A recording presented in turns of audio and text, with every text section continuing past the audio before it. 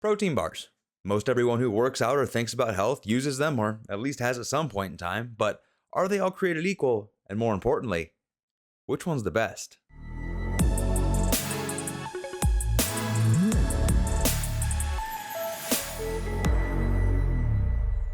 Welcome back to Former Fat Guy Fitness. I'm Tyler, your former fat guy, and the answer to that question is obviously no. Protein bars are not created equal. I also recently learned that apparently TikTok is super passionate about their protein bars, because I go and make one TikTok about the macros on the Costco protein bar, and everyone comes out of the woodwork with an opinion, much like the internet is supposed to do. And considering that as of recording this video, that TikTok has almost 650,000 views, I'd be pretty damn stupid to not do a deep dive into common protein bars you can find everywhere and do the former fatty taste test. Because who better to trust on a taste test than a man who's fat at heart? Okay, probably a lot of other people, but screw it, we're gonna do it. We'll do it live! Fuck it! Do it live! Now, there's a lot of things that go into deciding what makes a protein bar right for you. A lot of people are worried about clean ingredients or added sugars. The gym bros are all about the most protein possible for the gains. Former fatties like myself should really keep the fiber content in mind so you stay full. People on a budget will usually just buy the cheapest ones, and then you have what I like to call the dirty casuals. You know, the guys who only worry about the taste of a bar. Yeah, I'm making fun of you. So my methodology for deciding which protein bar is top dog is going to be based on ranking 14 different protein bars in 6 different factors, taking each bar's ranking in those 6 factors, averaging them, and then ordering them by highest ranking. The 6 factors we'll account for are cost per bar, calorie to protein ratio, fiber content, added sugars with lower sugars being a higher ranking, their Yuka scores, I'll explain that here shortly, and then the ever subjective taste test, which we're all completely and totally going to agree on, right? Yeah, good luck with that. For some ground rules, there were only some items that I could buy in bulk from Costco. So for the other bars, I bought them in singles, which is obviously more expensive. So to be fair, I used Amazon pricing to find the cheapest bulk price for all of the bars, and that's what I'll use for the price. When it comes to the macros, you would think that's self-explanatory, but when it comes to protein, I'm looking for the most density in the protein because, well, that's the point of a freaking protein bar. When it comes to fiber, it's a micronutrient that a lot of people are lacking in, and for former fatties such as myself, they need that to stay full. That's why I'm including it. Then on the added sugars, I'm tracking that because it just adds unnecessary calories, and refined sugars aren't good for you. And yes, they're worse for you than a non-caloric sweetener. I'm sorry if you're allergic to non-caloric sweeteners, but I'm still tracking them. The Yuka score is from an app I actually learned from that TikTok. It's an app where you can scan the barcode of your foods, and it will give you a score of its food quality out of 100. 60% of its score comes from the nutritional quality, 30% coming from the amount of additives, and the final 10% comes from the organic dimension. Whatever the hell that is. While I personally don't obsess over the cleanliness or ingredients of what goes into my food, I mean, hell, I'm the kind of guy that eats Velveeta. I know there's a lot of people out there that do. And I do try to eat clean and organic when appropriate. It's just, like I said, not something I obsess over.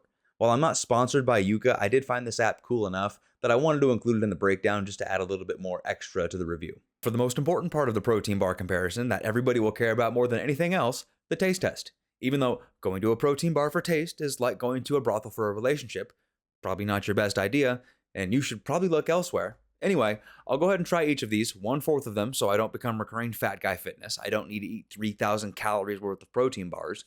My name is not Nikocado Avocado. So I'll try these from the lowest protein to highest protein, give them a rating out of 10, and then we'll combine them with all the other stats that we've gone over to give it an overall ranking from first to last. To kick things off, we're going to start with the Good To Go bar. Since it's lowest on the calorie to protein ratio, it does have a decent amount of fiber at 7 grams, no added sugars. It is 10th place on the cost per bar, but its Yuka score is at 57 because it has no risky additives. It only gets knocked because of its sodium content, and it's a little calorically dense, but keep in mind, this is a protein bar with 6 grams of protein, so it's not a protein bar. But let's try it. For being the lowest on the calorie to protein ratio, that was extremely disappointing. Like, beyond disappointing. Starting from the lowest protein to the highest protein, I would expect the taste to, decrease as I go, but if that's the starting point, this is going to be a rough taste test. I'm going to give this a 4 out of 10. That didn't taste like anything.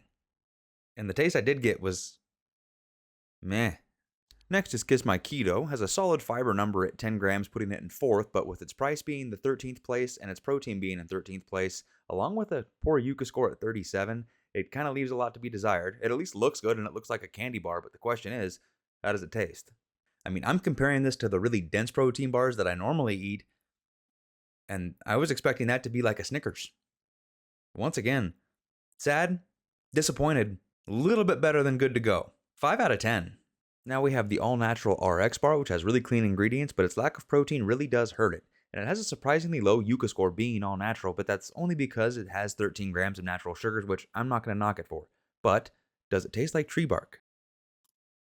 You can definitely taste the dates in it. I mean, not the best taste in the world. It's not like, blowing my mind or anything, which is what I would expect for it being such a low protein count on a protein bar. But I like the taste of dates. I like the taste of almonds. Really simple ingredients. So if you're looking for a healthy bar, good choice. Just not the best on taste. I'd probably go 7 out of 10 on this one. For the one that came in last place on that TikTok, we've got the True Bar. It's got great fiber at 12 grams, but all of its other numbers are really mediocre, whether cost, protein, sugar, or the Yuka score. And the Yuka score suffers because of how fatty it is, its caloric density, and the added sugars. But does a fat boy think it tastes good? Wow. It might not be a protein bar, in my opinion, with it being so low on protein. That tastes good. That was candy bar. I'm genuinely giving that a 9 out of 10. The fat boy in me really wants to actually eat the rest of this thing, but I'm going to have some self-control and put this thing away. Now, for one from the comments from that TikTok, we've got the Cliff Builders bar, and as you can see, every single ranking it has is in the bottom half. And its Yuka score is 18 because of 9 different additives, because of the added sugars, because of the saturated fat, because of how calorically dense it is. This is just not a good bar, but does it taste good? It didn't have 17 grams of added sugar good taste. So I'm also going to give that one a 7 out of 10. It's nowhere near as bad as the Good to Go. The Good to Go was just bland and nothingness. That at least had some of that chocolate peanut butter flavor, but it wasn't as good as the True Bar. So I'm going 7 out of 10. Now for the most commented one from that TikTok, the Fit Crunch. Yeah, it's got a top 3 price and a bottom 5 everything else, including the worst Yuka score, whether it's from its 12 additives, its saturated fat, its sodium content, its caloric density, once again, its lack of protein, but I guess marketing works, huh, Chef Robert? Mr. I want to empower people through food and fitness. With all that extra, it better taste good. Pretty good. Pretty good. This is coming from a guy who does artificial sweeteners all the time. This kind of has a weird taste to it. Like an artificial taste, and I suck down artificial sweetener. I'm going to go 8 out of 10 on this bar, because it's way better than the Cliff Builder bar, but it's not better than the True Bar. That True Bar was legit. Now for the bars with more protein, we'll start with the Think Bar at an 11.5 grams on the calorie to protein ratio. It does have a top 3 price. It also has no added sugars, but its fiber and its Yuka score leave something to be desired. Its Yuka score mainly suffers because of its additives it has in there and its caloric density, and spoiler alert, the taste test doesn't go too well. I'm a man that loves his peanut butter. I don't even want to finish this. Dry and not even good peanut butter taste. I love peanut butter. I use PB powder all the time. That is not good. Not as bad as the Good to Go, but it's pretty damn close. 5 out of 10. Wash that out of there real quick. Alright, with that crap out of my mouth, we've got the One Bar now, which has the 11th best price overall. It does have a pretty decent calorie to protein ratio. It's really lacking fiber, and it's got a pretty low Yuka score. And its Yuka score suffers because it has a moderate risk additive and 2 low risk additives. So I don't worry too much about those, but it does take a pretty strong hit on the Yuka score. That's pretty good. It's chewy, good taste, no weird taste like that was in the Fit Crunch. I almost want to give it the same rating as the True Bar had at a 9, but I'm trying to give some wiggle room at the end there. And that True Bar was really good. I'm going to go 8.5 on the one. That one was good, chewy, no weird taste, and I love me some maple glazed donuts, so 8.5 on the one for sure. Now we're getting in the top 6 for protein. We've got the No Cow with its top 5 in all stats except for cost. It's 13th on cost at $2.50 a bar. And the only reason why it takes a hit on the Yuka score is because of 3 low-risk additives. So it's good on the Yuka score, it's good on protein, it's good on fiber. The question is, what about its taste?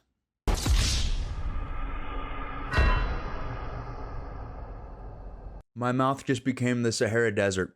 The Think Bar had an extremely dry... Oh my god. The Think Bar had an extremely dry peanut butter taste. This takes that times 5. Oh my god. Wow, that's bad. Horrible on the taste. That is worse than the Good to Go. I'm sorry if you like the No Cow. That's getting a 3. Oh, that was the worst one I've had by far. For another one with a 10 on the calorie to protein ratio, we've got Simply Protein, which is actually top 7 in all stats we're looking at, and I even disagree with its Yuka score at 48, because sure, it might have a bunch of sodium, but it also calls it calorically dense, when it's only got 150 calories. So let's give it a taste, and let's hope it's better than No Cow, because that was dog. Looks like a Rice Krispie. I like Rice Krispie. Well, right off the bat, it was nowhere near as bad as the No Cow. I mean, it's the peanut butter chocolate kind, but I'm not tasting much peanut butter. I'm not tasting much chocolate. And me not really enjoying a Rice Krispie type protein bar, I'm going to have to give this one a 6.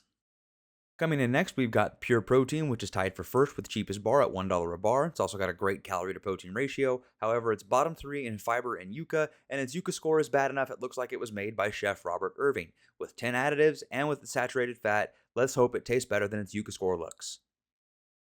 Definitely better than a lot of the other bars I've tried. Still not even close to the One Bar or the True Bar. Those two are still the best taste by a mile. I'll put it right on par with the Fit Crunch, and I know somebody's going to light me up in the comments for that one, but that's an 8 out of 10. That's a good one.